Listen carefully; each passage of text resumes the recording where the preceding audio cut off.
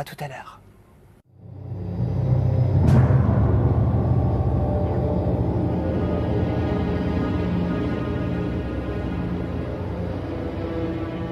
Le long parcours menant au 11 septembre débute 8 ans et demi plus tôt, le 26 février 1993, lorsqu'un petit groupe de véhicules roule dans les rues du New Jersey, sur la rive de l'Hudson, face à Manhattan.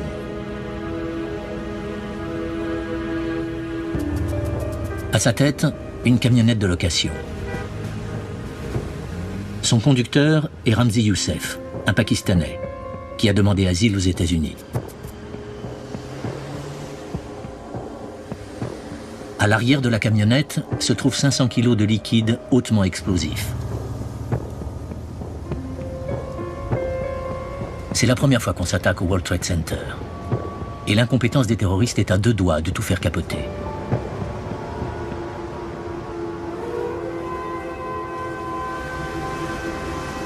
Ils sont presque à court d'essence et doivent s'arrêter en chemin.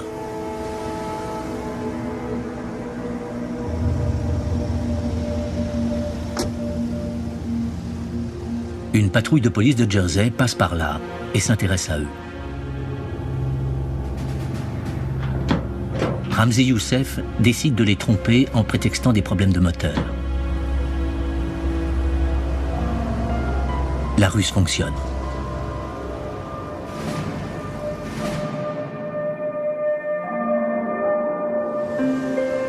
Peu avant midi, le cortège pénètre dans le parking souterrain du World Trade Center. Et la camionnette est garée près d'un pilier de la tour nord. Youssef allume 4 mèches différentes, de 6 mètres de long. Il veut être certain de réussir.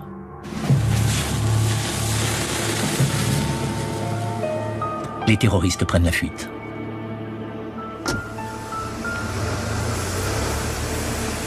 Il faudra 12 minutes aux mèches pour embraser les détonateurs. Le premier attentat terroriste islamiste sur le sol américain a lieu à midi 17.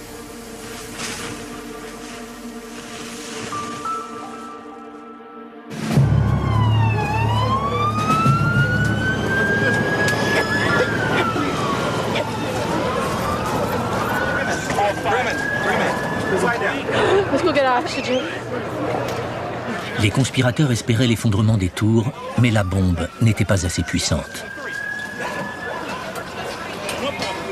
Elle provoque l'évacuation dans la panique du World Trade Center, ainsi que 6 morts et plus de 1000 blessés.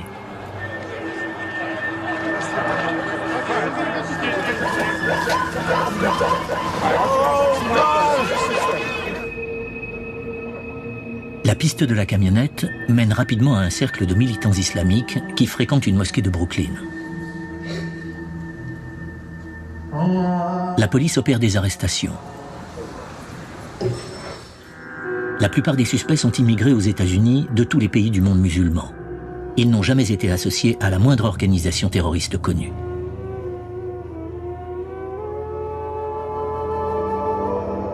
L'enquête est suivie de très près à la Maison-Blanche par l'homme qui dirige la lutte contre le terrorisme sous les administrations Clinton et Bush. Richard Clarke se demande si l'attentat n'est pas imputable à un nouveau groupe terroriste international.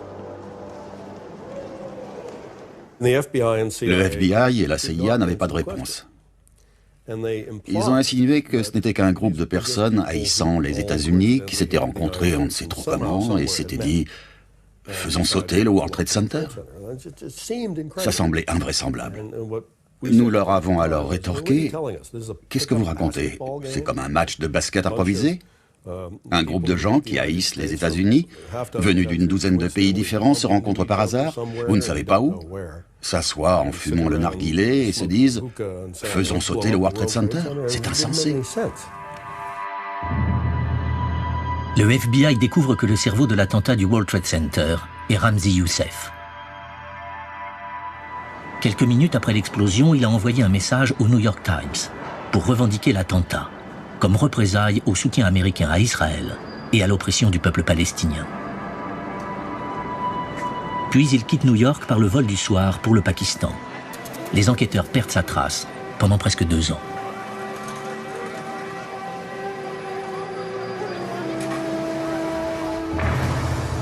Lorsque Ramzi Youssef réapparaît, c'est à Manille, aux Philippines.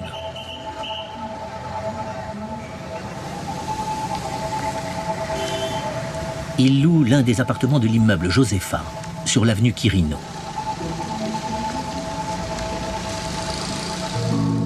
L'appartement devient une usine de bombes. Il travaille sur un nouveau plan pour attaquer les États-Unis. Il fabrique un explosif à base de nitroglycérine qu'il dissimule dans des flacons vides de solution pour lentilles de contact.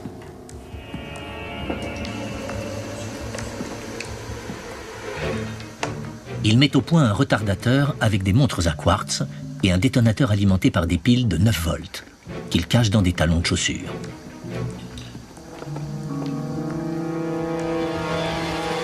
Son objectif, introduire des explosifs à bord des avions. Youssef décide de tester son plan sur un vol Philippine Airlines le 11 décembre 1994. Il n'a aucun mal à franchir le contrôle de sécurité de l'aéroport de Manille avec sa petite bombe.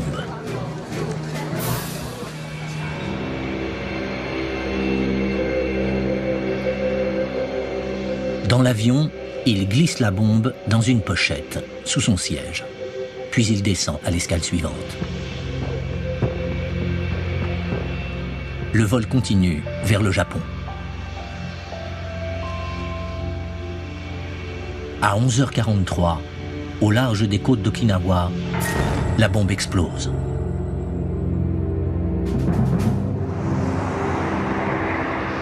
Heureusement, les pilotes réussissent à atterrir en catastrophe.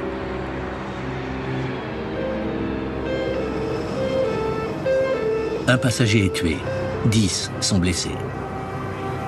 Les enquêteurs comme Sonny Razon, le chef de la police philippine, sont déconcertés. À ce moment-là, on s'interrogeait. Même les autorités japonaises avaient du mal à comprendre. On savait qu'une bombe avait été introduite dans l'avion. Mais par qui? Pourquoi? On n'en savait rien. Les réponses surgissent bientôt. Moins d'un mois plus tard, un accident survient dans l'appartement de Ramzi Youssef, à Manille. Dans la nuit du 6 janvier 1995, Youssef et un acolyte mélangent des produits chimiques, mais une erreur provoque un incendie.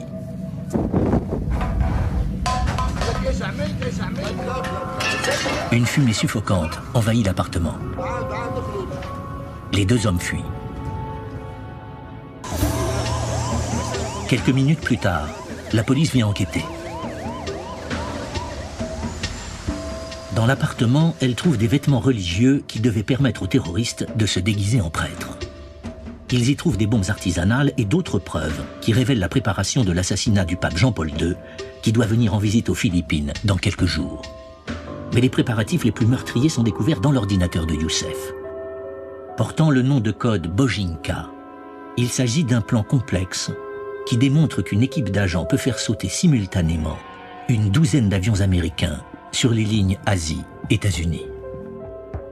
L'attentat pourrait faire 4000 victimes en une seule journée. J'étais stupéfait. Il faut beaucoup de préparatifs, beaucoup de coordination. Ce qui signifiait que Youssef n'était pas isolé.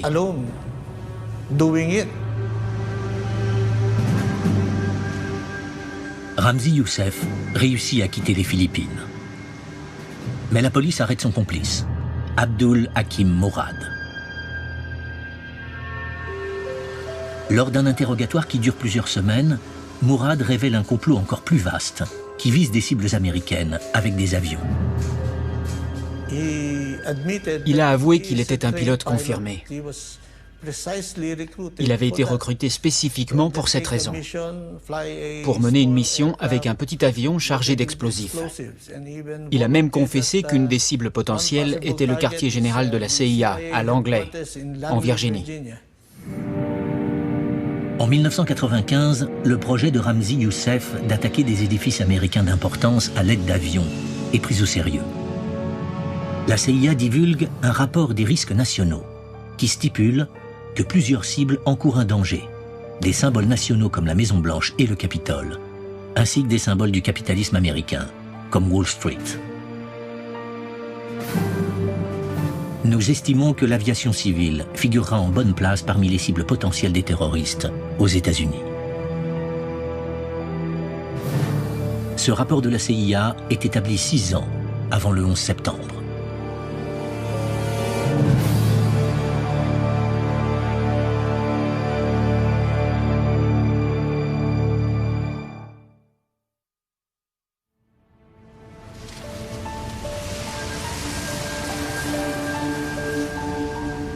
En janvier 1995, l'enquête sur le premier attentat du World Trade Center révèle un indice capital.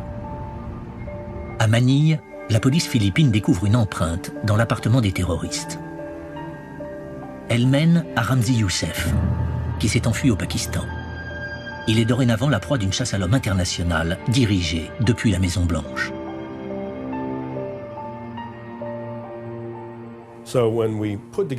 Lorsque nous avons compris que cet homme, qui avait été le cerveau de l'attentat contre le World Trade Center en 1993, planifiait à présent, en 1995, de détruire des avions américains avec ses bombes sophistiquées, on s'est dit, mon Dieu, ce type c'est du sérieux. Il représente une menace importante. Il est personnellement impliqué et il faut le trouver.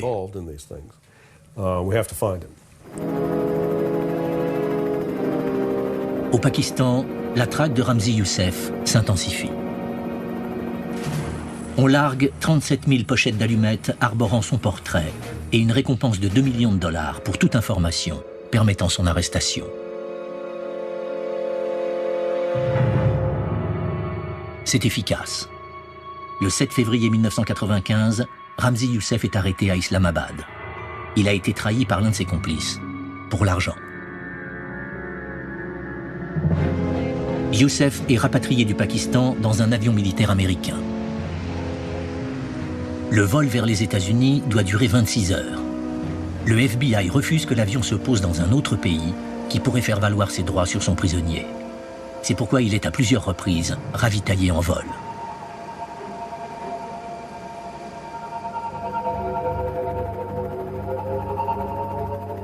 Une fois à New York, Youssef est transporté par hélicoptère à Manhattan. Il est sous la responsabilité de l'agent du FBI qui dirige l'enquête sur le World Trade Center, Bill Gavin. New York était magnifique cette nuit-là. Le temps était dégagé et les lumières scintillaient. On lui avait bien sûr mis une cagoule sur la tête. En suivant le fleuve, on lui a enlevé la cagoule et à la hauteur de la 34e rue où se situe l'Empire State Building, je lui ai dit « Regarde là-bas, tu vois Ramzi ? Les tours du World Trade Center sont toujours debout, tu vois ?» Il m'a répondu avec son petit accent « Elle ne le saurait plus si j'avais eu assez d'argent et d'explosifs. » Faire cette réflexion à ce moment-là était une bravade incroyable. Youssef est condamné à 240 années de prison. Il ne donne qu'une seule interview, au journal arabe Al-Hayat. Il explique à la journaliste Radiga Dergam qu'un nouveau groupe de militants islamistes se lèvera pour défier les États-Unis. Il évoquait tout un réseau international qui s'étendait sur différents pays et regroupait diverses nationalités. J'ai fini par penser, mon Dieu, mais il parle d'Al-Qaïda. Il nous a beaucoup appris sur cette organisation. Ramzi Youssef livre peut-être quelques indices primordiaux sur Al-Qaïda et ses intentions, mais peu dans le gouvernement américain l'entendent. Thomas Keane, le président de la Commission nationale d'enquête sur le 11 septembre, affirme que les autorités américaines ont commis une grave erreur en ne recherchant pas les commanditaires de Youssef. Ils croyaient tenir leur homme. Nous avions mis la main sur Youssef. À nos yeux, il était le terroriste fou. Il était celui qui avait essayé de faire sauter la tour 1 du World Trade Center. Il était celui qui avait essayé de mettre sur pied le complot Bojinka. Il était celui qui avait essayé d'attenter à la vie du pape. Celui qui voulait s'en prendre au président quand il était à Manille. C'était un franc-tireur qui voulait tout faire sauter. Mais Youssef n'est pas un franc-tireur. En prison, il commet une erreur fatale en téléphonant à son oncle, Khalid Sheikh Mohammed. Les enquêteurs américains découvrent rapidement que c'est Mohammed qui a fourni le financement pour le premier attentat du World Trade Center. et qu'il a joué un rôle prépondérant dans la conspiration contre les avions de ligne américains. Il deviendra le cerveau des opérations du 11 septembre.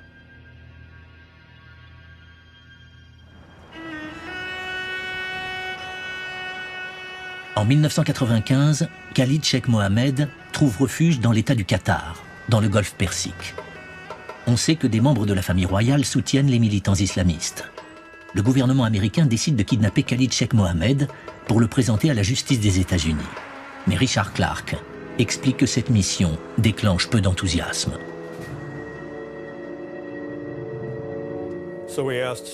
Nous avons donc demandé à la CIA s'il pouvait s'introduire au Qatar, sans l'accord des autorités locales, pour s'emparer discrètement de ce type. Cette requête ne semblait pas extraordinaire, mais il s'est avéré qu'elle l'était. La CIA, après de nombreuses analyses, est revenue et a refusé. Il ne pouvait pas le faire. Il n'en était pas capable. J'étais sidéré. Nous nous sommes alors tournés vers l'armée. Pouvez-vous enlever cet homme là-bas? Ils sont revenus avec un plan qui était proche de l'invasion du pays. Ce n'était pas juste un petit groupe de 12 personnes qui surgissent de quelques 4x4, mais quelque chose que même les Qataris auraient vu venir.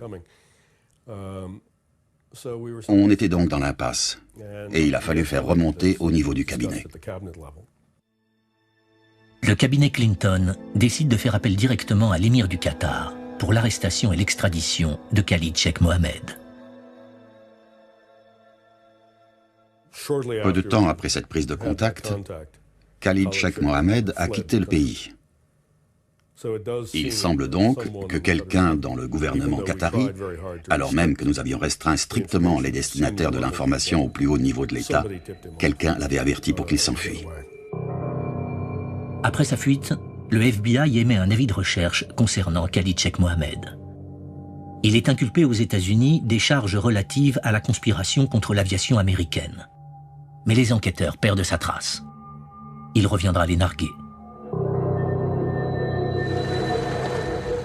Mohammed disparaît en Afghanistan, où il persiste dans son projet de s'en prendre aux États-Unis à l'aide d'avions de ligne.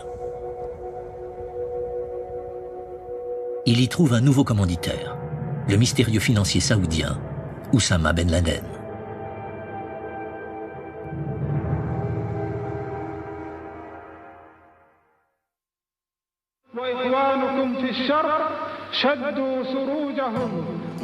Les services de renseignements américains découvrent l'existence d'Oussama Ben Laden lors de l'enquête sur le premier attentat du World Trade Center. Son nom apparaît sur une liste de suspects qui pourraient avoir financé l'opération.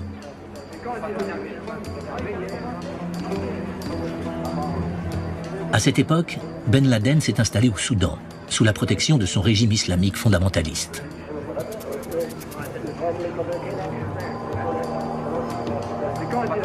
Je crois que j'ai entendu parler pour la première fois d'Oussama Ben Laden en 1993.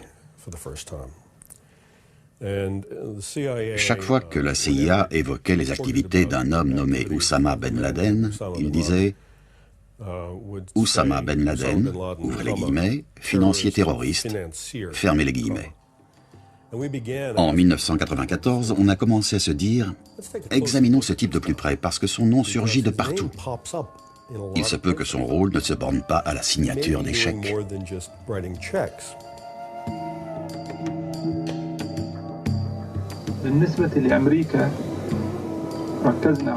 En 1996, Oussama Ben Laden rejoint l'Afghanistan et appelle le monde musulman à combattre les Américains. La CIA forme une cellule entièrement dévolue à la traque de Ben Laden et d'Al-Qaïda. Le premier chef de cette cellule Ben Laden à la CIA est Mike Scheuer.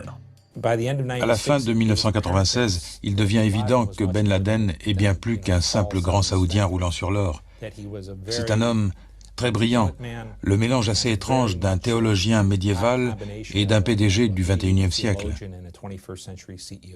C'était quelqu'un qui pouvait diriger une organisation pour mener à bien des objectifs précis.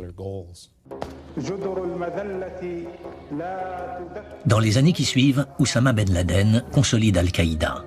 En 1997, il ouvre ses camps d'entraînement près de Khost, en Afghanistan. Les Moudjahidines du monde entier viennent y recevoir une formation militaire poussée.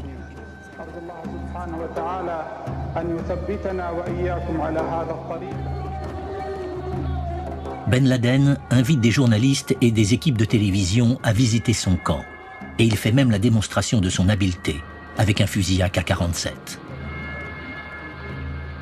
En mai 1898, Oussama Ben Laden donne une conférence de presse pour annoncer qu'il joint ses forces à celles du groupe égyptien, le djihad islamique. Le journaliste pakistanais Rahimullah Youssoufzai se rend en Afghanistan pour assister à cette conférence. On a passé 5 heures en sa présence. Nous l'avons interrogé. Lors de cette conférence de presse, il a annoncé la création du Front islamique international pour le djihad contre les États-Unis et Israël, ainsi que la fusion d'Al-Qaïda avec ce front, ce même jour. Ben Laden publie une déclaration de guerre contre les États-Unis de 12 pages. Elle fait forte impression à la cellule Ben Laden de la CIA. C'était un document très érudit. Il ne s'agissait pas d'un simple fou qui nous déclarait la guerre. C'était un document de très haute tenue. Je crois que c'est ce qui a le plus frappé les gens qui travaillaient contre Ben Laden. Ce type était différent de tout ce qu'on avait connu auparavant. Comment Washington l'a-t-il pris? On l'a snobé, oui. Sur quelle puissance Ben Laden s'appuyait-il pour déclarer la guerre aux États-Unis?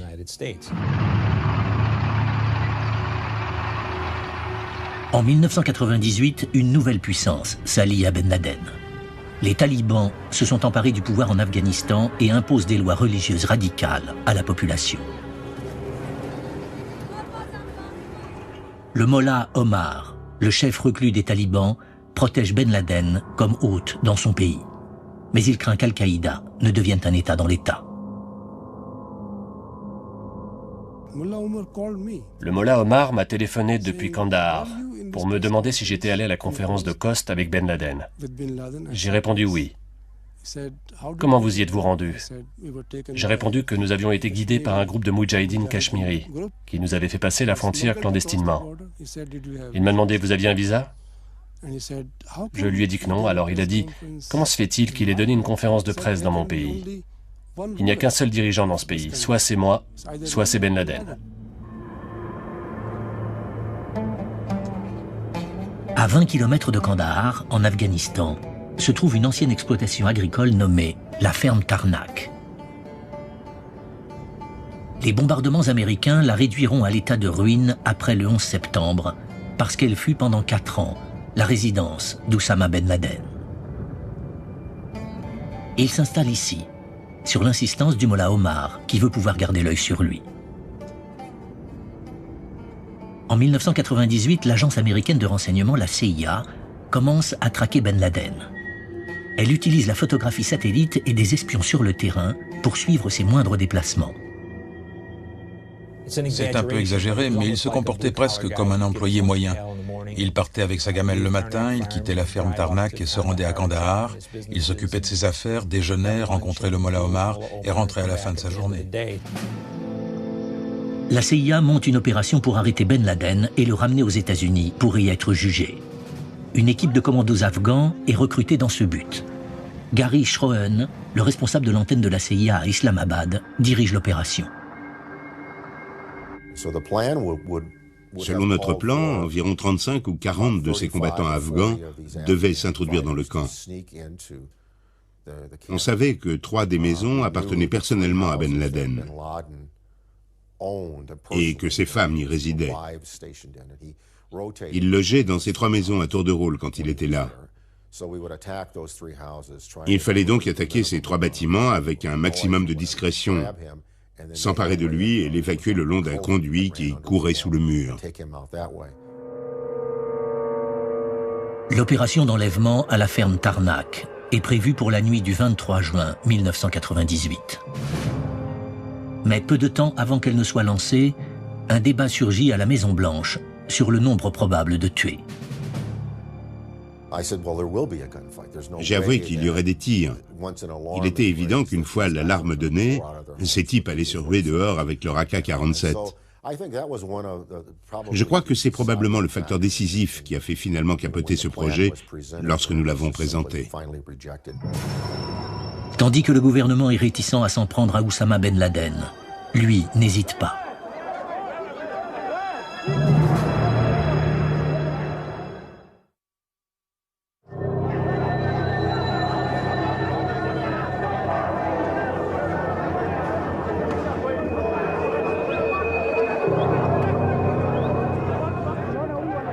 Le 7 août 1998, les ambassades américaines de Dar el-Salam et de Nairobi en Afrique sont presque entièrement détruites par des camions piégés.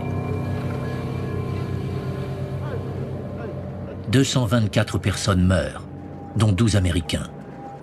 Plus de 5000 sont blessés. L'enquête mène tout droit à Oussama Ben Laden. Dans la salle de crise de la Maison-Blanche, l'équipe de la sécurité nationale de Clinton décide de répliquer avec des missiles de croisière.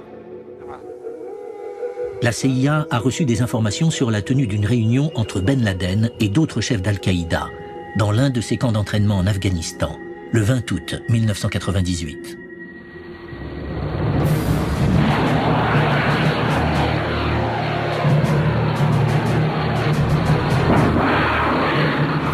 Les missiles de croisière décollent de la mer d'Oman, traversent le ciel pakistanais et s'abattent sur les camps d'entraînement afghans.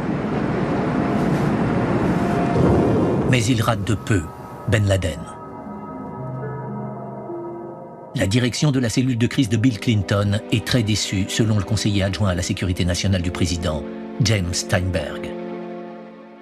Nous avions quelques raisons de penser et espérer que Ben Laden serait présent sur les lieux. Et il s'y trouvait au moment de l'attaque. C'est un rappel de l'extrême difficulté de cette mission. Comme on l'a dit à juste titre, l'efficacité de ce genre de tactique est limitée lorsqu'il s'agit de résoudre ces problèmes. Les missiles de croisière ne sont pas conçus pour traiter ce genre de menaces. Après l'échec de cet envoi de missiles de croisière, le président Clinton change d'avis et autorise la CIA à enlever Oussama Ben Laden. Mais à présent, cette mission est plus difficile. Ce n'était plus l'employé moyen doté de sa gamelle. Il se déplaçait à tout moment de la journée dans différents véhicules. Il ne passait jamais la nuit à la ferme Tarnac. Nous avons donc réactivé l'opération, mais les chances de succès devenaient minimes après l'envoi des missiles de croisière. Je pouvais vous dire où il avait passé la nuit précédente, mais je ne savais pas où il serait le soir venu. Et c'était ainsi tous les jours. On ne pouvait rien anticiper. On ne pouvait pas positionner nos gars sur sa route. On avait toujours une demi-journée de retard sur lui. Fin décembre 1998, les agents de terrain de la CIA sont enfin capables d'anticiper sur Oussama Ben Laden. Ils apprennent qu'il doit se rendre à Kandahar. Il doit passer la nuit ici, dans la résidence du gouverneur. Les navires américains de la mer d'Oman se préparent à lancer leurs missiles de croisière sur ce bâtiment.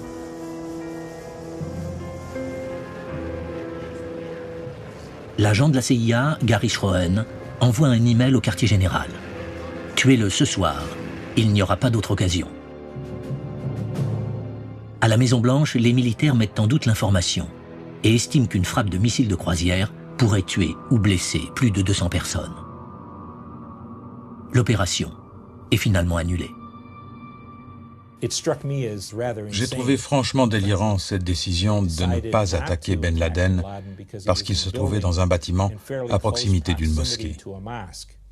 Ils craignaient, si des éclats frappaient la mosquée, de froisser le monde musulman.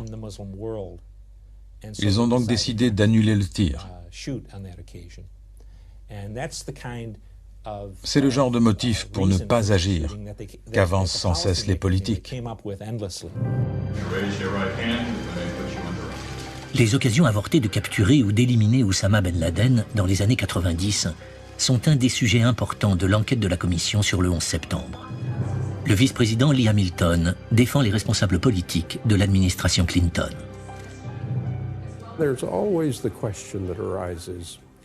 Il y a une question qui surgit en permanence. Qui d'autre va-t-on tuer incidemment? Si d'autres personnes entourent la cible, quels seront les dommages collatéraux? Combien de femmes et d'enfants vont devoir mourir? Combien d'innocents? Ce sont des décisions très difficiles à prendre pour un dirigeant politique.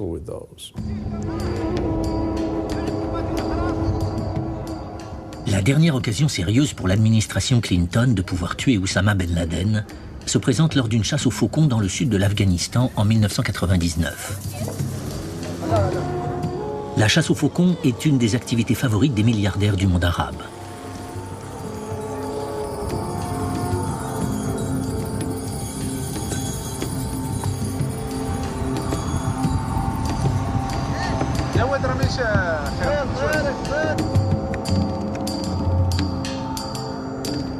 La CIA suit la trace de Ben Laden jusqu'au camp de chasse et apprend qu'il va y séjourner plusieurs jours.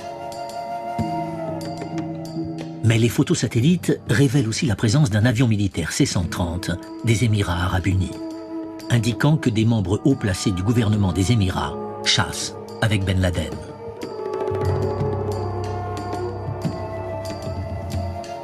Une fois encore, la Maison-Blanche décide de surseoir.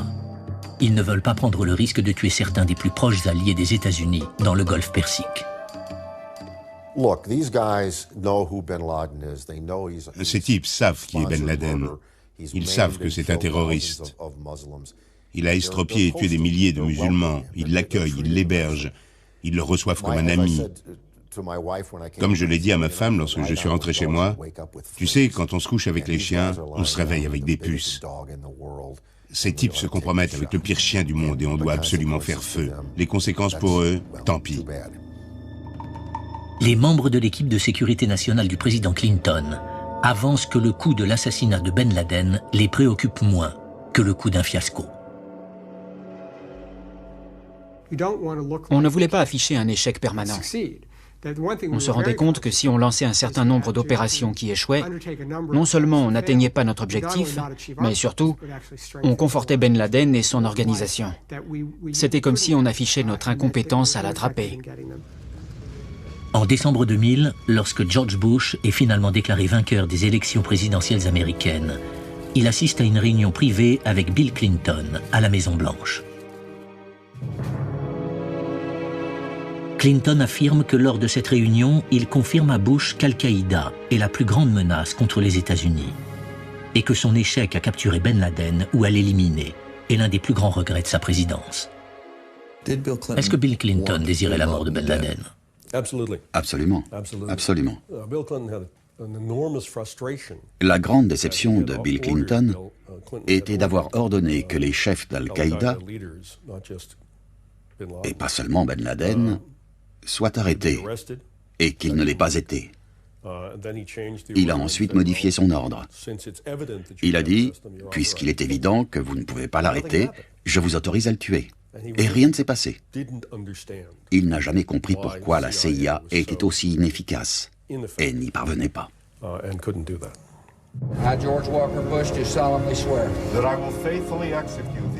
Le 20 janvier 2001, George Bush prête le serment présidentiel des États-Unis. 5 jours plus tard, Bush reçoit une note de son directeur du contre-terrorisme à la Maison-Blanche, Richard Clark, qui lui dit « Avons besoin urgent d'un compte-rendu au plus haut niveau sur le réseau Al-Qaïda ». Cette réunion urgente n'aura pas lieu avant 9 mois. Pour la nouvelle administration Bush, Al-Qaïda n'est pas une priorité.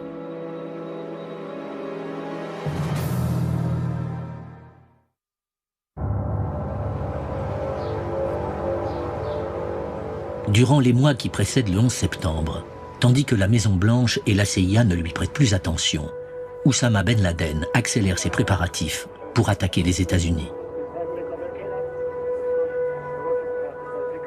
On peut désormais reconstituer les événements au sein d'Al-Qaïda grâce à Khalid Sheikh Mohammed, le cerveau de l'opération du 11 septembre. Il est recherché depuis des années aux États-Unis pour actes de terrorisme.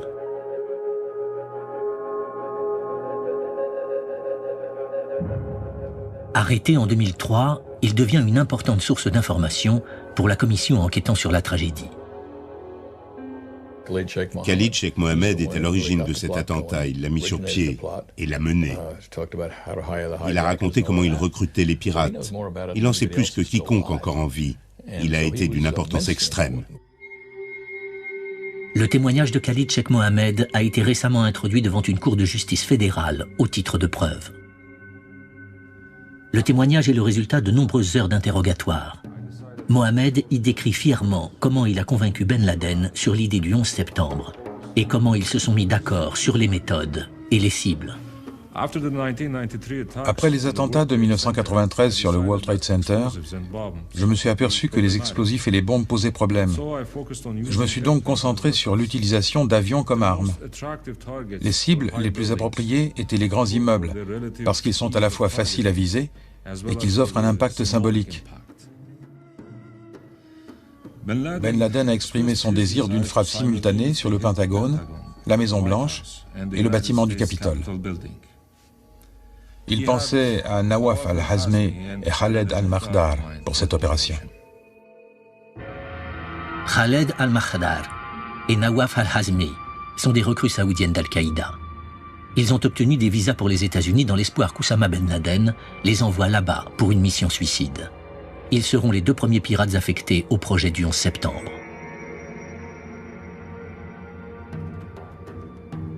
Khalid Sheikh Mohammed enseigne aux 2 hommes les bases de la formation nécessaire à leur mission.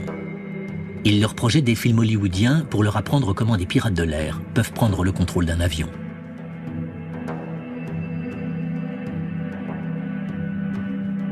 Il les initie aux bases du pilotage grâce à un logiciel de simulation de vol. Ce logiciel leur permet de s'entraîner à s'écraser sur un immeuble. Pour le moment, il ne leur dévoile pas tous les détails de son projet. Je leur ai dit que je les envoyais tous les 2 aux États-Unis pour suivre une formation de pilote. Ils ne connaissaient pas les cibles finales de l'opération. Lorsqu'ils sont partis pour l'Amérique, même moi, je ne les connaissais pas. Khaled al-Makhdar et Nawaf al-Hazmi deviennent l'objet de l'échec le plus retentissant de l'histoire du renseignement des États-Unis. Car les agents américains les suivront pendant presque 2 ans avant le 11 septembre. Leur piste est détectée pour la première fois en décembre 1999 par l'Agence de sécurité nationale américaine qui surveille le trafic téléphonique international. Un agent a mis sur écoute une ligne téléphonique au Yémen qu'Oussama Ben Laden a déjà utilisée. Il surprend une conversation concernant les préparatifs d'un voyage impliquant al-Makhdar et al-Hazmi. Tous 2 sont déjà identifiés comme agents d'Al-Qaïda. La CIA ne lâche pas les 2 hommes tandis qu'ils s'envolent pour Kuala Lumpur, en Malaisie, et les fait suivre. Ils sont photographiés en présence d'autres suspects d'Al-Qaïda lors d'une réunion dans cet immeuble de la banlieue de Kuala Lumpur. Puis, la CIA perd leurs traces.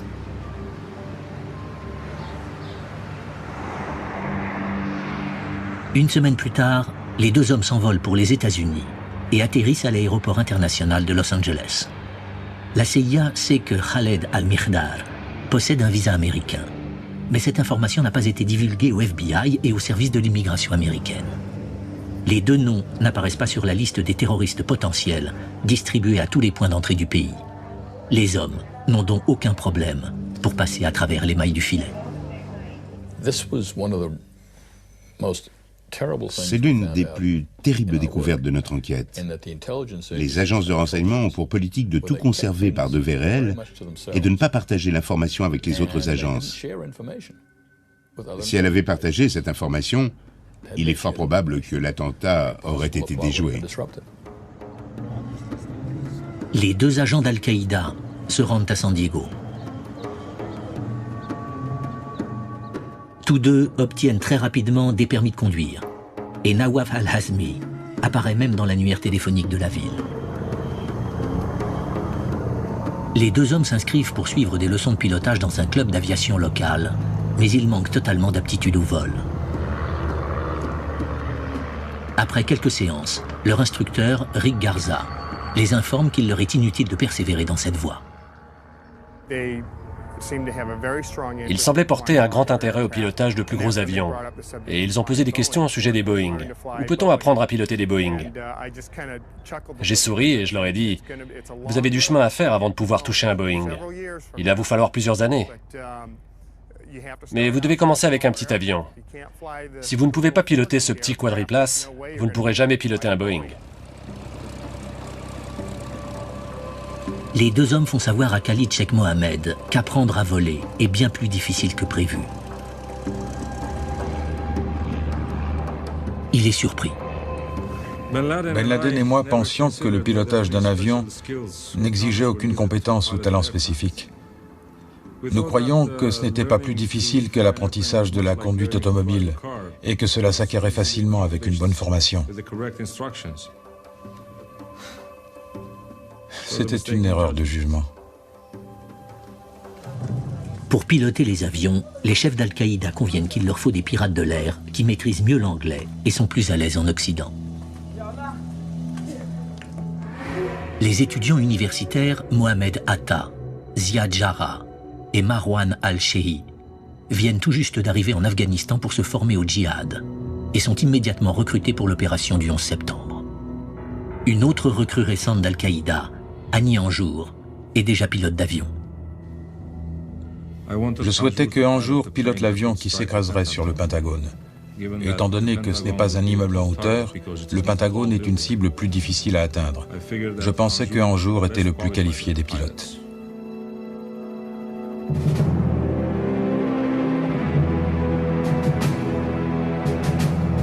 Tandis qu'Al-Qaïda poursuit avec opiniâtreté son objectif du 11 septembre, les renseignements américains mettent au point une nouvelle arme dans leur guerre secrète contre Oussama Ben Laden.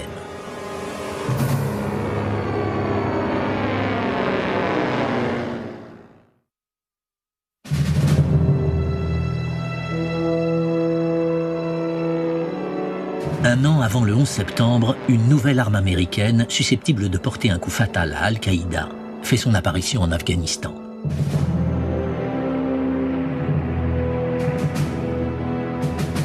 Le Predator est un avion sans pilote, télécommandé par des techniciens de la CIA depuis un pays voisin ou directement depuis les États-Unis. Le drone est équipé d'une caméra qui peut transmettre les images vidéo en temps réel au quartier général de la CIA. Le 7 septembre 2000, lors de son tout premier vol au-dessus de la ferme Tarnak où réside Ben Laden, le Predator filme un homme grand, vêtu de blanc, entouré de commandos, habillés en noir. Les membres de la CIA sont convaincus qu'il s'agit d'Oussama Ben Laden. 3 semaines plus tard, un autre vol surprend une scène similaire.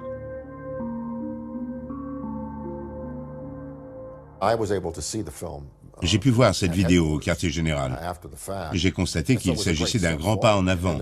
Puis il y a eu beaucoup de discussions concernant l'armement du Predator pour qu'il puisse tirer des missiles sur la cible une fois que nous l'aurions repéré. Il a fallu un peu de temps pour développer cette capacité. Tandis qu'on tente d'équiper le Predator de missiles Hellfire, la nouvelle arme devient l'objet d'une lutte intestine à Washington. La CIA décrète qu'elle n'a pas à payer pour le Predator ou pour son remplacement s'il s'écrase. Elle souhaite que le ministère de la Défense prenne en charge la facture. À la Maison-Blanche, Richard Clark réagit dans une note cinglante. Soit Al-Qaïda représente une menace qui mérite qu'on la contre, soit ce n'est pas le cas. Les responsables de la CIA doivent se décider et cesser de tergiverser.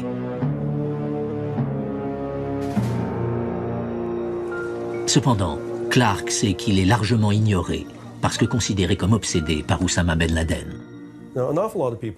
Un nombre considérable de personnes jugeaient Ben Laden en disant « il n'est pas si dangereux ». Des gens le croyaient avant le 11 septembre. Ils disaient « bon, il s'en est pris à 2 ambassades et 17 Américains sont morts. Il a attaqué un destroyer américain et 19 Américains ont été tués. » Mais tout compte fait, le nombre de concitoyens tués par Ben Laden ne dépasse pas 50 sur une période de 10 ans. Et certains ajoutaient que 50 Américains meurent dans des accidents de la route à chaque week-end prolongé. Ressaisis-toi, Richard, prends du recul. Ce n'est pas une menace majeure. Pendant ce temps en Afghanistan, Oussama Ben Laden prend personnellement part à l'entraînement des hommes qui deviendront les hommes de main du 11 septembre. Ceux qui s'empareront du cockpit et maîtriseront les passagers. Nous avons formé les hommes de main à se rendre d'abord maîtres du cockpit, puis ensuite du reste de l'appareil. On ne leur a appris tous les détails de l'opération, notamment le fait que leurs avions devaient s'écraser sur des immeubles, que lorsqu'ils sont arrivés aux États-Unis, au printemps et à l'été 2001. Les hommes de main commencent à débarquer aux États-Unis. Beaucoup d'entre eux franchissent les services d'immigration alors que leurs documents officiels incomplets devraient les en empêcher. 16 hommes sur les 19 n'auraient jamais dû pouvoir entrer aux États-Unis parce que leur visa ou leur passeport posait problème. Ils auraient tout simplement dû être arrêtés à la frontière, 16 sur 19. Si la moitié de ces gens avaient été arrêtés, il n'y aurait jamais eu d'attentat. Au printemps et à l'été 2001, les renseignements américains commencent à relever des rumeurs concernant un attentat, le 11 septembre. Un informateur de la CIA rapporte qu'Oussama Ben Laden s'intéresse à l'utilisation de pilotes de ligne comme terroristes.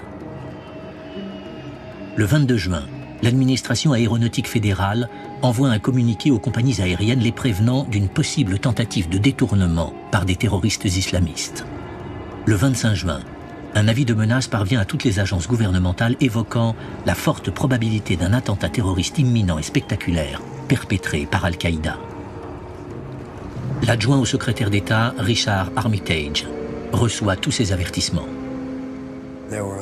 Il y avait beaucoup de rapports en ce début d'été 2001 indiquant que les terroristes préparaient quelque chose. On ne savait pas quoi. L'une des thèses mentionnait l'utilisation d'avions et je me souviens de George Tenet, le directeur de la CIA, qui courait dans toute la ville en frappant du poing sur les bureaux et déclarait « Il va se passer quelque chose, je ne sais pas quoi, mais cela va arriver ». L'avertissement le plus appuyé est peut-être parvenu directement au président. Le 6 août 2001, alors qu'il est en vacances à Crawford, au Texas, George Bush reçoit son rapport présidentiel d'information quotidien. Le titre est en gras. Ben Laden, déterminé à frapper les États-Unis. Le document suggère qu'Al-Qaïda veut suivre l'exemple de l'attentat à la bombe du World Trade Center, perpétré par Ramzi Youssef, et porter la lutte sur le sol américain. Il souligne la tendance à des activités suspicieuses dans le pays ayant rapport avec des préparatifs pour le détournement d'avions ou autres types d'attentats. Mais aucune mesure n'est prise. Lors de cet été fatidique, le directeur du contre-terrorisme, Richard Clark, ne peut plus le supporter. Il décide d'être muté. Je me suis dit qu'ils avaient peut-être raison, que je ressemblais au capitaine Ahab poursuivant la baleine blanche. Si quelqu'un d'autre prenait ma place et parvenait à la même conclusion que moi, qu'Al-Qaïda représentait une menace majeure, peut-être qu'il le croirait enfin. En août 2001, la CIA finit par divulguer des renseignements vitaux qui pourraient empêcher l'attentat du 11 septembre. Elle apprend au FBI que Nawaf al-Hazmi et Khaled al-Mihdar sont des agents d'Al-Qaïda dotés de visas américains et qu'ils doivent être retrouvés. Malheureusement, l'avis de recherche du FBI les concernant est classé non urgent, ce qui laisse aux enquêteurs 30 jours pour y donner suite. L'information concernant les deux hommes à Los Angeles est arrivée un petit peu trop tard. On n'avait aucune notion d'urgence par rapport à un attentat imminent et on n'a pas agi aussi rapidement qu'on aurait dû. Le quartier général du FBI finit par remarquer que les deux suspects d'Al-Qaïda se sont envolés pour Los Angeles, 18 mois plus tôt. On envoie donc ce câble au bureau du FBI de Los Angeles pour lui demander de bien vouloir retrouver la trace d'Al-Mihdar et d'Al-Hazmi. Le câble est daté du 10 septembre 2001.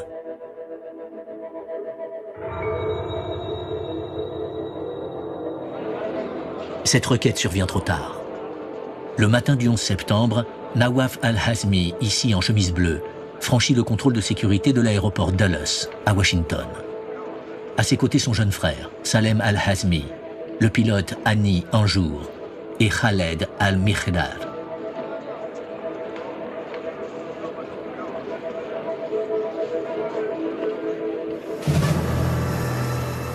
Ils embarquent à bord du vol 77 d'American Airlines, l'avion qu'ils vont bientôt détourner et jeter sur le Pentagone.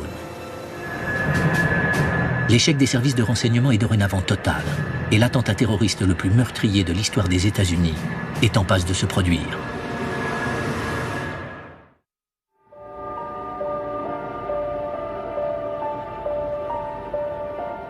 Le 11 septembre 2001. Un jour ensoleillé et dégagé se lève sur la ville de New York, tandis qu'environ 50 000 personnes se rendent à leur bureau au World Trade Center. La journée s'annonce tout aussi magnifique à Boston, où le vol 11 d'American Airlines décolle de l'aéroport Logan à 7h59.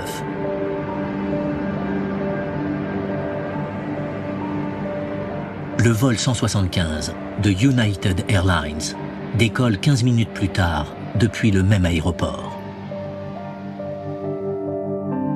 À ce moment précis, à 8h14, les pirates de l'air d'Al-Qaïda prennent le contrôle du premier avion, le vol 11. C'est une hôtesse de l'air, Betty Ong, qui la première annonce ce détournement à American Airlines à 8h19 par téléphone. Okay, my name is Betty Ong. I'm number 3 on flight 11. Okay. And the cockpit is not answering their phones. And there's somebody staffed in business class, and we can't breathe in business class. Somebody's got mace or something. We can't breathe. I don't know. I think we're getting hijacked.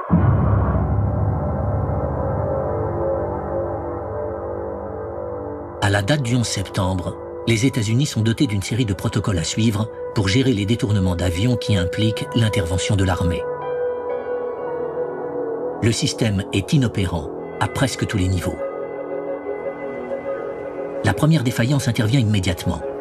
L'armée n'apprendra la nouvelle de ce détournement que dans 18 interminables minutes. Les contrôleurs aériens civils ne prennent conscience de ce détournement que lorsqu'ils entendent pour la première fois à 8h24 la voix du pilote d'Al-Qaïda, Mohamed Atta, aux commandes du vol 11. We have some planes, just stay quiet and we'll be okay. We are turning to the airport. Nobody move. Everything will be okay. If you try to make any move, you'll danger yourself and the airplane. Just stay quiet.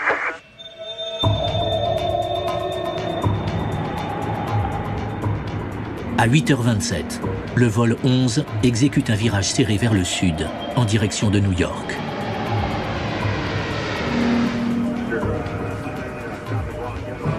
Dix autres minutes s'écoulent avant que les contrôleurs aériens de Boston ne préviennent enfin l'armée. Le centre de défense aérienne du Nord-Est, à Rome, dans l'État de New York, est en plein exercice de manœuvre. Hi, Boston Center, Team U. We have a problem here. We have a hijacked aircraft headed towards New York, and we need you guys we need someone to scramble some F-16s or something up there to help us out. Is this real world or exercise? No, this is not an exercise, manifest. L'armée fait immédiatement appel aux chasseurs les plus proches pour intervenir. Sur la base aérienne d'Otis à Cape Cod, Timothy Duffy et Daniel Nash sont de garde. On a reçu un appel à 8h37 pour nous informer qu'il y avait probablement un détournement en cours. J'avais un récepteur radio dans ma poche qui indiquait Alpha Kilo 1-2 en piste, ce qui signifiait que Nasty et moi devions revêtir nos combinaisons anti-G, nos casques, les harnais et tout le reste.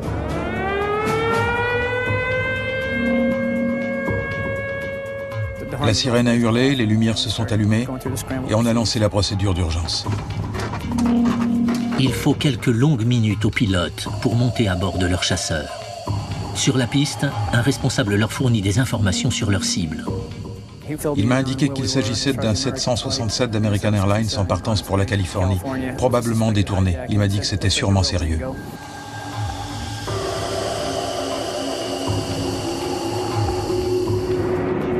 Dans les minutes qui suivent, les pirates s'emparent du deuxième avion, le vol 175 de United Airlines, et le dirigent sur la ville de New York. Le centre de contrôle aérien de Herndon, en Virginie, est en train de chercher le premier avion détourné. Ben Sliney, chef des opérations. On essayait de localiser le vol 11. Aux dernières nouvelles, il était à 48 km au nord de la ville de New York. Le centre de New York demandait aux avions en vol de le repérer. On a aussi demandé au personnel au sol, aux tours de contrôle de la région, aux services de police, à tous ceux qui pourraient nous donner des informations sur sa position. À 8h46, le vol 11 survole New York à basse altitude et s'écrase sur la tour nord du World Trade Center.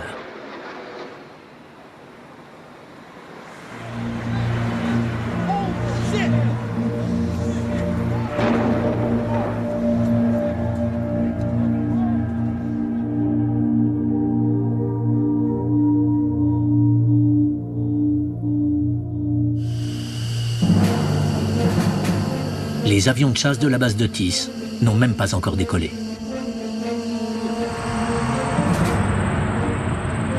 Ils ne peuvent prendre l'air que 7 minutes plus tard.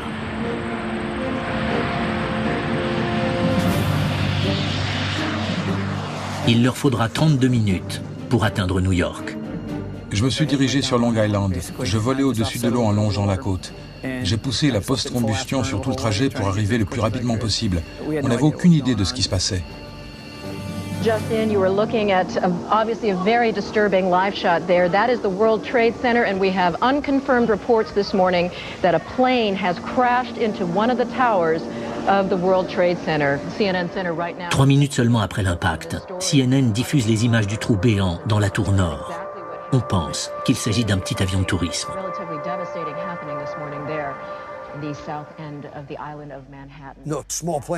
Un petit avion aurait rebondi sur cet immeuble. Et ces bâtiments ne sont sur aucun couloir aérien. De plus, dans un ciel aussi clair et dégagé, il était inconcevable que quelqu'un heurte un immeuble. Mes yeux voyaient une chose, mais mon cerveau se refusait à le croire.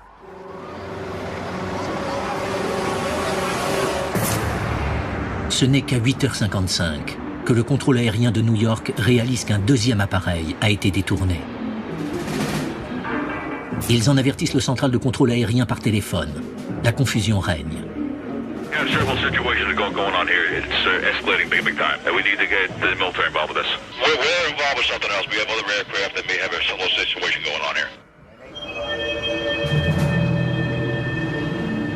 La responsabilité d'informer l'armée de ce qui se passe dans le ciel ce 11 septembre incombe à la direction aéronautique, la FAA, située à Washington.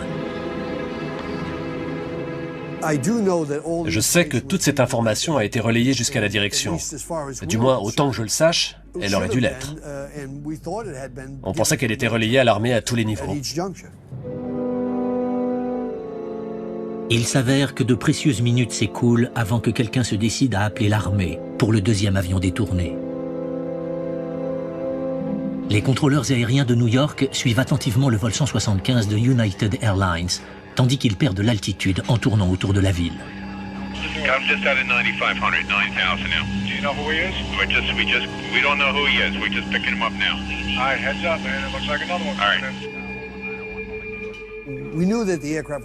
On savait que l'appareil s'approchait rapidement de New York, qu'il plongeait à toute vitesse vers la ville. On le savait, mais tout s'est passé en 1 minute ou 2, et c'était fini.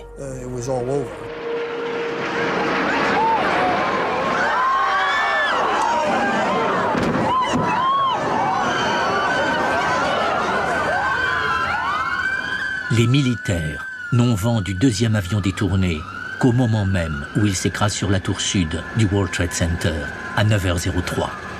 Le chasseur le plus proche est encore loin de là. Je pense que nous étions à environ 100 ou 110 km de Manhattan et on m'a annoncé par radio qu'un deuxième appareil venait de heurter le World Trade Center. Ça m'a évidemment fait un choc parce que je croyais qu'il n'y en avait qu'un. Il n'y avait pas un seul nuage dans le ciel et la visibilité permettait de voir à plus de 160 km. D'où nous étions, on pouvait très nettement voir les 2 tours brûlées.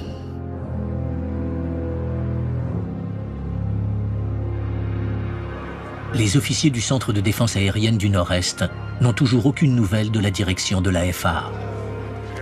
À 9h08, le commandant de l'équipe de mission commence à improviser la défense aérienne de l'Amérique du Nord.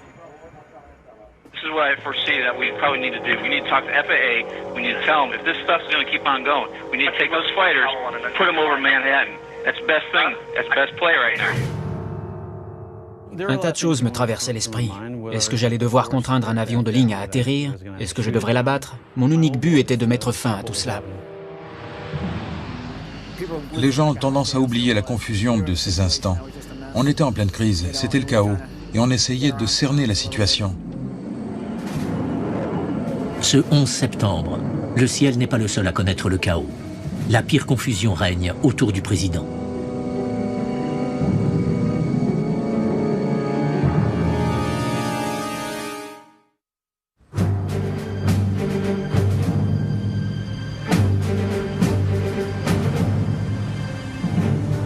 Une autre insuffisance monumentale du 11 septembre est imputable aux autorités politiques. Ce matin-là, le président visite une école en Floride.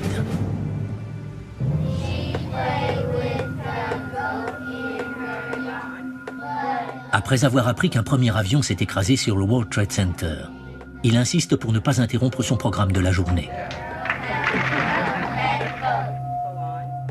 À 9h05, son secrétaire général, Andrew Card, lui annonce qu'un deuxième avion s'est écrasé sur l'autre tour et que l'Amérique est attaquée.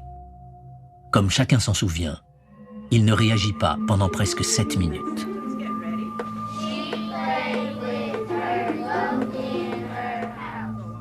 Il affirmera plus tard qu'il essayait de projeter une image de sérénité.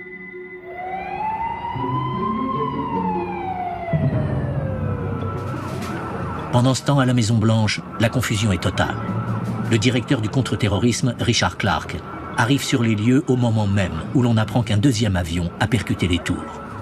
Il apprend que le président n'est pas là et se précipite dans le bureau du vice-président. Le vice-président m'a demandé « Que croyez-vous que ce soit ?» Je lui ai répondu « Cela me paraît évident. Quand 2 tours sont frappées simultanément ou presque par 2 avions de ligne, il s'agit d'un attentat terroriste. Ce qui signifie que l'auteur est Al-Qaïda, parce qu'aucune autre organisation terroriste n'est apte à le faire. Je lui ai aussi suggéré que ce n'était pas fini, et le président était à 1600 km de là.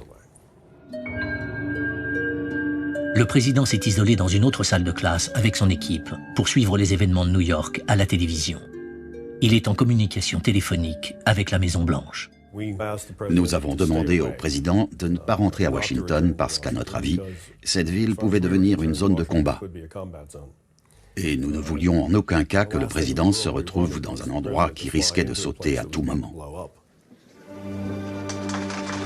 Le compte-rendu de ce qui se passe dans les coulisses présidentielles ce jour-là reste empreint de mystère et sujet à controverse. Bush fait sa première allocution télévisée à la nation à 9h30. Ladies and gentlemen, this is a difficult moment for America. Puis, ces gardes du corps des services secrets sont censés l'évacuer vers Air Force One. Malencontreusement, le cortège s'engage dans une mauvaise direction. Après quelques kilomètres, les services secrets doivent effectuer un pitoyable demi-tour pour se diriger vers l'aéroport. À l'intérieur de la limousine présidentielle, la confusion est pire. Le président essaie de joindre son équipe à la Maison-Blanche, mais aucune ligne téléphonique sécurisée ne fonctionne. Le système de communication est saturé. Monsieur Bush en est réduit à essayer de contacter Washington à l'aide d'un téléphone portable emprunté. Mais ça ne fonctionne pas non plus. Le président nous a dit que pendant un instant, la communication avec la Maison-Blanche était impossible. Il ne pouvait pas les joindre et eux ne le pouvaient pas non plus. C'était effrayant pour tous parce que le président est la seule personne à pouvoir donner certains ordres nécessaires. Monsieur Bush espère que les problèmes de communication vont se résoudre lorsqu'il monte à bord de son avion Air Force One à 9h45. Mais les lignes téléphoniques n'y fonctionnent que par intermittence. Dans tous les cas où les États-Unis sont attaqués, on est supposé faire décoller le président et Air Force One devient alors le centre de commandement. Le président est alors à l'abri et il commande les forces américaines depuis les airs. Et les communications ne fonctionnent pas. La conseillère spéciale du président, Karen Hughes, essaie de le joindre via le standard de la Maison-Blanche. Le standardiste m'a rappelé et je me souviens que sa voix tremblait. Il m'a dit « Madame, on ne peut pas joindre Air Force One ». Ce fut un moment vraiment terrifiant parce que ça ne m'était évidemment jamais arrivé auparavant. Le 11 septembre, non seulement le président est injoignable, mais la Maison-Blanche reste sans défense. À 9h30, 2 autres chasseurs décollent de la base aérienne de Langley, près de Washington. Mais à cause d'une erreur de communication, on leur a fourni un plan de vol qui les envoie vers l'est, au-dessus de l'océan. Ils parcourent 250 km dans la mauvaise direction.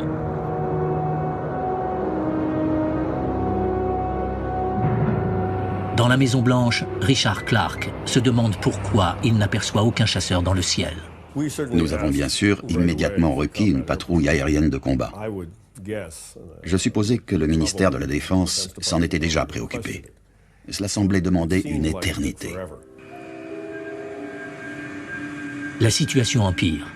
Peu après 9 heures, American Airlines s'aperçoit qu'un autre de ses appareils, le vol 77, est probablement détourné. À nouveau, l'annonce de cette nouvelle à l'armée sera retardée, d'une demi-heure cette fois.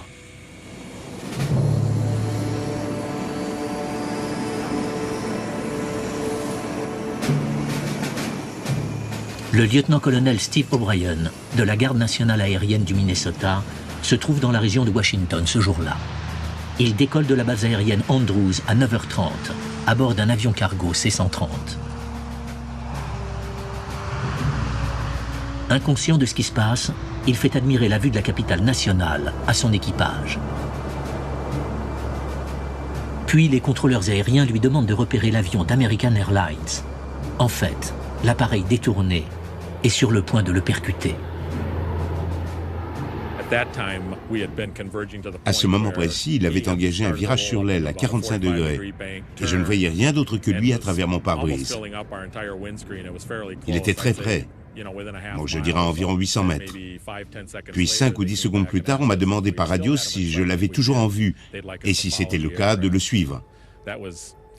C'était étrange parce qu'en presque 20 ans de vol, on ne m'avait jamais demandé de suivre un appareil, surtout un avion de ligne.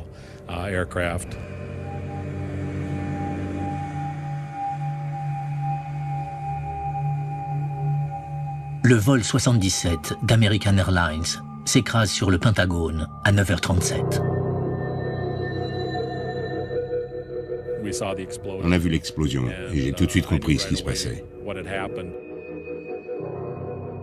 La façon dont il a heurté le Pentagone prouve qu'il ne s'agissait pas d'un accident. La plupart des pilotes, s'ils doivent s'écraser avec leur appareil, vont tout essayer pour éviter les zones habitées. En tout cas, ils essaieront de ne pas heurter un gros bâtiment. Une fois le Pentagone touché, Richard Clark ordonne l'évacuation de la Maison-Blanche. Un jour ordinaire, il y a probablement plusieurs milliers de personnes dans cette zone. Et nous les avons tous évacués très rapidement. Nous leur avons dit de partir, de quitter la ville. Tandis que presque tout le personnel fuit la Maison-Blanche, la conseillère spéciale du président, Karen Hughes, y pénètre. Je suis entrée, il n'y avait plus personne. Tous ceux que je voyais avaient une arme à la main et semblaient prêts à s'en servir si nécessaire. Je ne voulais donc surprendre personne. Je me souviens que je criais « Bonjour, bonjour, il y a quelqu'un ?» 2 agents des services secrets sont apparus avec leurs armes. Ils se sont précipités dans le vestibule et lorsqu'ils ont constaté que c'était moi, ils m'ont accompagné chez le vice-président. Après l'attentat contre le Pentagone, le vice-président est conduit dans un bunker souterrain sous la Maison-Blanche. Il ordonne des mesures d'urgence prévues pour assurer la continuité du gouvernement des États-Unis en cas de guerre nucléaire.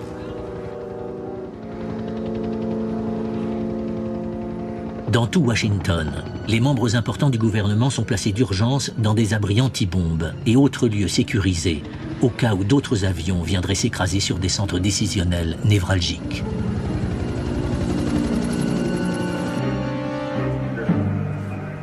À 9h42, le responsable du contrôle aérien des États-Unis ordonne que tous les avions atterrissent immédiatement sur l'aéroport le plus proche. C'est une procédure à haut risque qui n'a jamais été tentée jusque-là.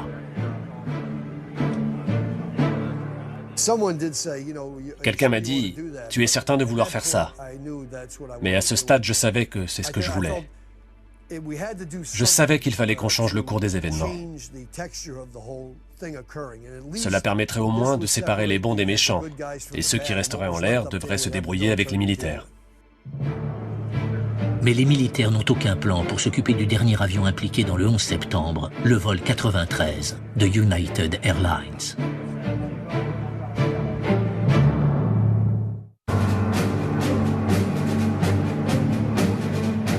À 9h23, le 11 septembre, un émetteur d'alerte en vol de United Airlines envoie un message écrit à ses équipages en vol. Attention aux intrusions dans les cockpits.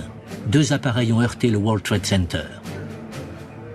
Le commandant de bord du vol 93 est perplexe au sujet de ce message et répond à 9h28.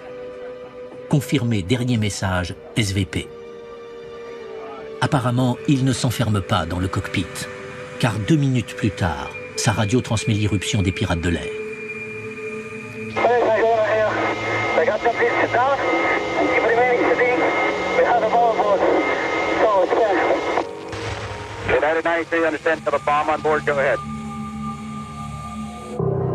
Les contrôleurs aériens comprennent immédiatement que le vol 93 vient d'être détourné. Mais aussi incroyable que cela paraisse encore, personne n'avertit l'armée. L'appareil vire et se dirige sur Washington.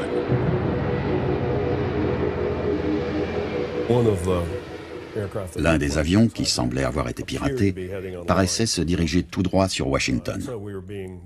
Notre réunion était interrompue toutes les 3 minutes pour nous faire savoir où se trouvait cet appareil et à quelle distance. À un moment, il semblait évident que l'avion filait droit sur la ville. La direction de la FAA est supposée avertir l'armée. Mais son personnel, enregistré au téléphone, hésite au sujet du vol de United Airlines. They're pulling Jeff away to go talk about United 93. Do we want to think about scrambling aircraft? Oh, God, I don't know. That's a decision somebody's going to have to make probably in the next 10 minutes. Everybody just left the room. Il n'y a apparemment qu'une seule personne à la FAA autorisée à prendre contact avec l'armée. On apprend à Ben Slaney qu'on ne trouve pas cette personne. J'ai dû répondre à un truc du genre « C'est incroyable, il n'y a qu'une seule personne. On doit désigner quelqu'un ou quelqu'un doit prendre la responsabilité de donner un ordre. » On n'obtenait aucune réponse à nos demandes d'information. Que faisaient les militaires?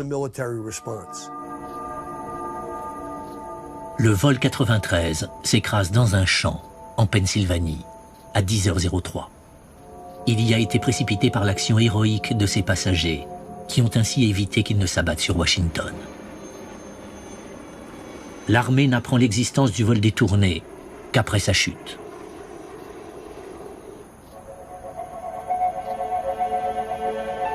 United 93, have you got information on that yet? Yeah, he's down. He's down? Yes. When did he land? Because we had confirmation. He did not land.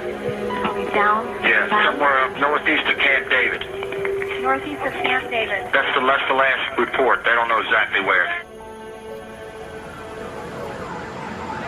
À New York, à 10h-1, l'inconcevable se produit.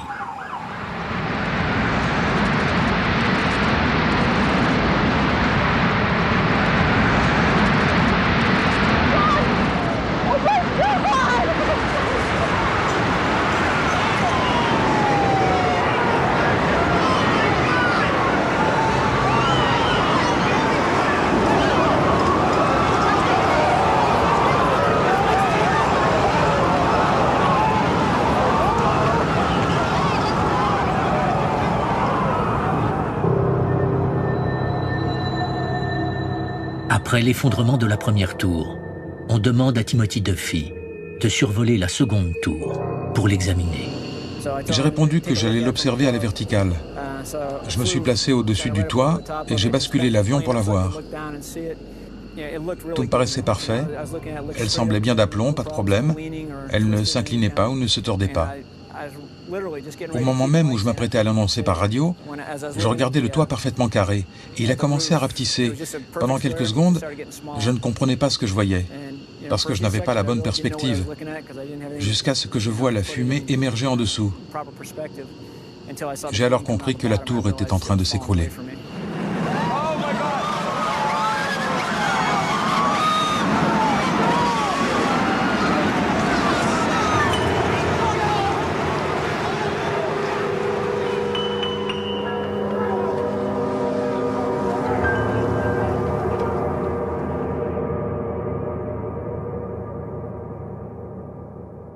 À ce jour, on ne sait toujours pas précisément qui a donné les ordres au plus haut niveau le 11 septembre.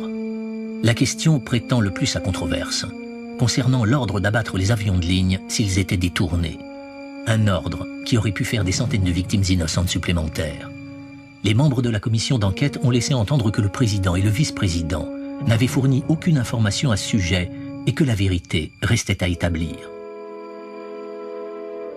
Les enregistrements démontrent qu'entre 10h et 10h15, dans le bunker de la Maison-Blanche, on demande au vice-président si les pilotes de chasse peuvent ouvrir le feu sur les appareils pris en otage qui se dirigeraient sur Washington. Il en donne immédiatement l'ordre. Cependant, seul le président est habilité à le faire. Plus tard, M. Bush et M. Cheney s'accordent pour expliquer devant la commission sur le 11 septembre que le président avait donné cet ordre d'ouvrir le feu environ 15 minutes plus tôt, mais les enregistrements téléphoniques de la Maison-Blanche n'étayent pas cette affirmation. Sait-on précisément qui a donné cet ordre? Non, on ne sait pas précisément qui a donné cet ordre. Comment se fait-il qu'on ne le sache pas? Parce que la tête de l'État refuse de parler. Le président et le vice-président sont les seuls à pouvoir faire toute la clarté sur cette question, et on ne sait tout simplement pas ce qui s'est réellement passé. Autre fait surprenant, cet ordre d'abattre les avions n'a jamais été transmis aux pilotes des chasseurs qui auraient pu l'exécuter. Non, nous n'avons jamais reçu cet ordre. On nous a fait savoir qu'il se pourrait qu'on ait à abattre le prochain avion détourné, mais ce n'était qu'à titre informatif. Il n'y a pas eu d'ordre, pas d'authentification, rien qui ressemble à ce qui est normalement exigé pour abattre un appareil. L'idée que le président des États-Unis puisse donner un ordre et que les forces aériennes ne le reçoivent pas, c'est très grave.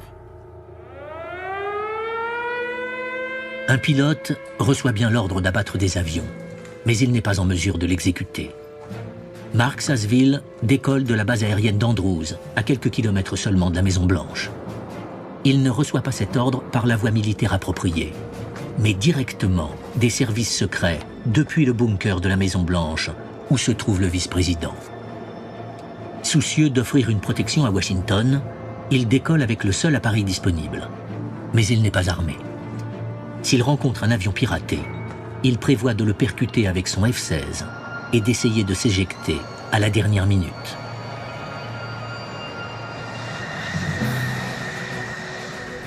J'aurais eu une main sur le manche et l'autre sur la poignée du siège éjectable, et j'aurais espéré pouvoir m'en sortir après avoir percuté l'avion.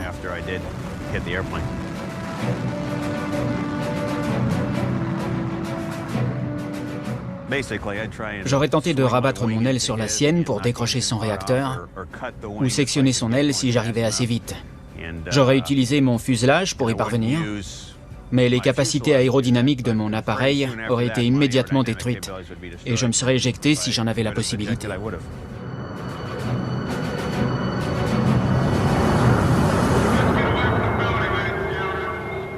À Washington, les fonctionnaires gouvernementaux reçoivent l'ordre de rentrer chez eux. Beaucoup d'employés de la CIA n'apprécient pas cet ordre. Quand une crise survient, qu'une ambassade est attaquée ou qu'il y a une émeute, on sort et on s'occupe de cette crise. On ne la fuit pas. Aux centrales de contrôle aérien, le personnel assiste au spectacle étonnant de tous les avions de ligne qui survolent les États-Unis, se posant sur l'aéroport le plus proche. Tous obéissent à l'ordre de Ben Sliney. Il y avait environ 4300 avions. Ils ont tous atterri en 2 heures et 20 minutes. Je ne voulais plus entendre parler d'un autre appareil qui se dirigerait vers une ville, serait intercepté ou s'écraserait. Dans l'après-midi, le président atterrit sur la base aérienne d'Offutt, au Nebraska. À cause des problèmes de communication dans l'avion, on le transporte dans un abri souterrain.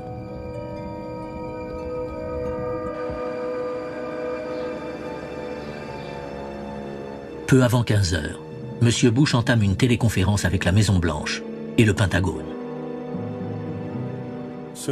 À peine était-il assis qu'il nous a dit « Je retourne à Washington ». Nous lui avons répondu non. Le vice-président a été le premier à lui dire non, ce n'est pas une bonne idée. Il a alors rétorqué « Je rentre à Washington, c'est décidé. On est en train de faire le plein d'Air Force One. Quand ce sera fait, je repars. C'est le temps dont vous disposez pour me dire ce qui se passe. » Plus tard dans la journée, quand le président est enfin de retour à Washington, il prend connaissance des erreurs du renseignement qui ont mené à la tragédie. Et il décide de lancer les États-Unis sur le sentier de la guerre.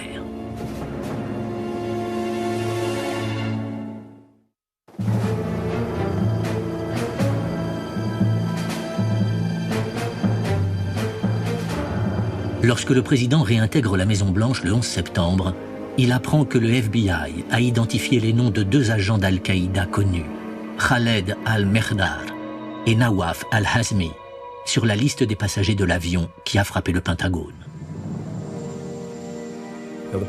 Le président a appris cette nuit-là qu'il y avait eu une faute impliquant la CIA, le FBI et le partage des informations. Il a eu la même réaction que moi.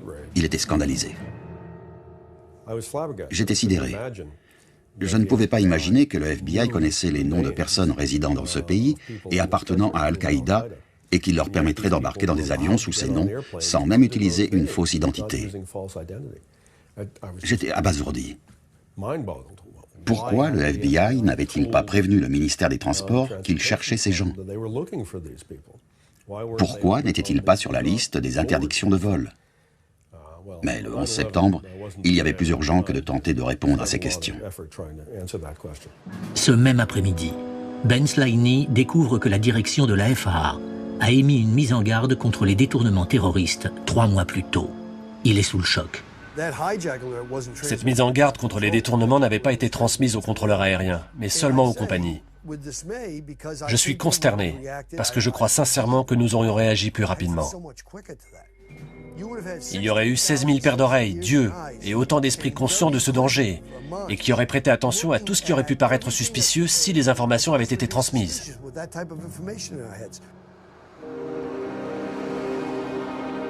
La nuit du 11 septembre, Richard Clark rentre chez lui et roule dans les rues désertes de Washington.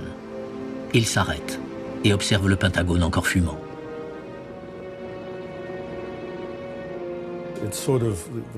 C'est un peu comme dans un match de football où lorsque l'équipe adverse marque un but, on perd la partie. Quand ils ont lancé cette attaque du 11 septembre, nous avons tous senti qu'ils avaient gagné et que nous avions perdu. L'Amérique s'est longtemps sentie protégée par les océans qui la bordent. Nous étions peut-être un peu moins vulnérables à ce genre d'attaque que les autres pays dans le monde. Mais ce jour-là, notre entière conception de la sécurité de l'Amérique a changé. C'est pourquoi notre équipe de sécurité nationale et le président ont reconsidéré la sécurité de l'Amérique à la lumière de cette nouvelle menace internationale. Depuis l'arrivée de l'administration Bush, Richard Clark affirme qu'il a fait tout ce qui était en son pouvoir pour les persuader d'agir contre Al-Qaïda. En vain. Dans les 24 heures qui suivent le 11 septembre, l'équipe de Bush est prête à entrer en guerre. Mais Clark sait qu'ils choisissent la mauvaise cible. Lors des réunions, le 11 et le 12 septembre, les responsables du ministère de la Défense, dont le secrétaire à la Défense, Donald Rumsfeld, ont commencé à évoquer la nécessité d'attaquer l'Irak. J'ai d'abord pensé qu'ils plaisantaient. Mais il est vite devenu évident que non. Rumsfeld a déclaré « On pourrait attaquer l'Afghanistan, mais il n'y a pas beaucoup de cibles à bombarder en Afghanistan. Et elles ont peu d'intérêt. On devrait bombarder l'Irak où se trouvent de meilleures cibles. » Je me suis dit qu'il n'y avait aucun lien entre ce qui venait de se passer et l'Irak. Cela ne semblait pas les déranger. J'ai expliqué que l'attaque de l'Irak rendrait encore plus difficile l'obtention du soutien dont nous avions besoin, en particulier de la part du monde musulman. Cela ne semblait toujours pas les gêner. Le secrétaire à la Défense, Colin Powell, a essayé de raisonner la discussion. Il a expliqué que l'opinion internationale ne comprendrait pas que nous n'attaquions pas l'Afghanistan. C'était l'endroit d'où provenaient les attentats du 11 septembre. Dans la semaine qui a suivi, le ministère de la Défense est parvenu à contre-cœur à un consensus dont la définition était « l'Afghanistan d'abord ». Le président a approuvé cette politique de l'Afghanistan d'abord. Il était très clair qu'il y aurait une suite et que ce serait l'Irak. Il y aura beaucoup de polémiques autour de la bonne foi de l'administration Bush sur le 11 septembre. 8 mois encore après les attentats, Condoleezza Rice soutient qu'elle en ignorait tout. I don't think anybody could have predicted that these people would take an airplane and slam it into the World Trade Center, take another one and slam it into the Pentagon, that they would try to use an airplane as a missile, a hijacked airplane as a missile. On ne pouvait pas l'ignorer. On avait eu connaissance de plans où un avion devait s'écraser sur la CIA. On connaissait sans aucun doute d'autres opérations dans le monde qui impliquaient des avions s'abattant sur des cibles. Tout le monde en avait conscience. Et je ne peux pas accepter l'argument selon lequel on ne pouvait pas le concevoir. On savait pertinemment que c'était une méthode probable d'attentat. Depuis le rapport de 1995 des services de renseignement prédisant que des terroristes pourraient utiliser des avions comme armes pour attaquer des cibles américaines, jusqu'aux menaces de piratage d'avions communiquées au président en août 2001, la voie menant au 11 septembre était pavée de mises en garde. Beaucoup sont parvenus jusqu'au directeur du contre-terrorisme de la Maison-Blanche. Mr. Clark, could I ask you to raise your right hand so we place you under oath? Richard Clark est le principal témoin qu'auditionne la commission sur le 11 septembre en mars 2004. Dans une déclaration, Clark présente des excuses aux familles des victimes de la tragédie. Your government failed you. Those entrusted with protecting you failed you. And I failed you. We tried hard, but that doesn't matter because we failed. C'est un échec du gouvernement au grand complet. Que ce soit les agences de renseignement, les services de l'immigration, la FAA, toutes les administrations partagent cette culpabilité. Il n'y a personne ayant travaillé à ce moment pour le gouvernement des États-Unis qui ne partage pas une part de cette responsabilité. Richard Clark démissionne de son poste de directeur du contre-terrorisme de l'administration Bush. À la fin de cette longue guerre contre Al-Qaïda, il garde un profond sentiment de culpabilité. Je crois que toute personne impliquée dans le contre-terrorisme peu avant le 11 septembre se sent coupable de ne pas avoir fait plus. Et si ce n'est pas le cas, elle le devrait.